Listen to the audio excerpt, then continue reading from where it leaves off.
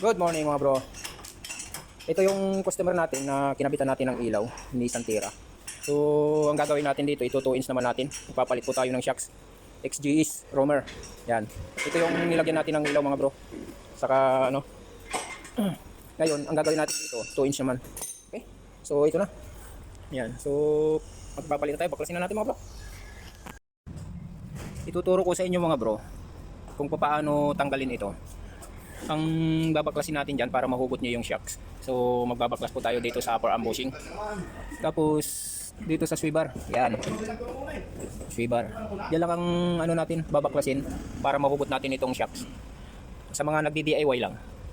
Nagpa-practice yan mga bro. Yan ang ano dapat yung tanggalin lang. Huwag nyo nang pakialaman yung iba. Okay?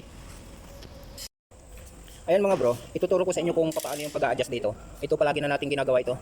So dapat alam nyo yung pag-adjust kung magpapalit ng coil spring at hindi. Kung original ang gagamitin, dito tayo mga bro. Halimbawa 4 yan, mag-a-adjust po tayo, magkakaroon tayo ng 1. Yan. Pag sa stock spring.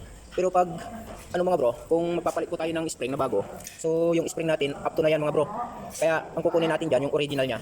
Yan, kung halimbawa ito yung 4, so yun, kukunin natin 4. Okay? Yan, 4 yan. So yan mga bro, kung nakikita nyo, ayan. Ayan o. So sakto na. Bali, ang nilagay natin, 5 lang. Yan, 5 na sing-sing. At hindi nyo pwedeng baliktarin itong coil seat nya mga bro. Pag nabaliktad nyo ito, malalaglag yung spring. Okay?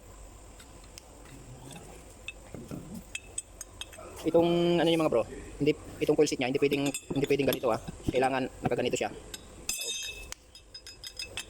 Yan. Yan, nakaganyan. Okay? So yan mga bro, tingnan nyo. Yung bushing niya na ito, hindi pwedeng baliktarin yan kasi pag binaliktad nyo yan, maluwag na rito sa top mount nya. Yan. So dapat nakaganyan yan. Kasi tingnan nyo yung pit nyan. Ayan paumbok siya. Yan. So dapat nakaganito, hindi nakabaliktad yan mga bro Nakaganyan yan. Kailangan nakaganito. Para yung kanyang dito siya sa butas ng top mount. Yan, magsisil dyan. Dikit na yan. Yan. Paila.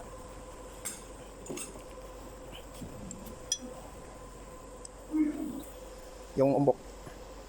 Yan. Yan. Yun. Yan. So higpit. Shout out pala kay kay Kuya Isar Gonzales ng Pangasinan. Okay, shout out sa iyo Kuya Isar. Sumusuporta sa atin. Okay?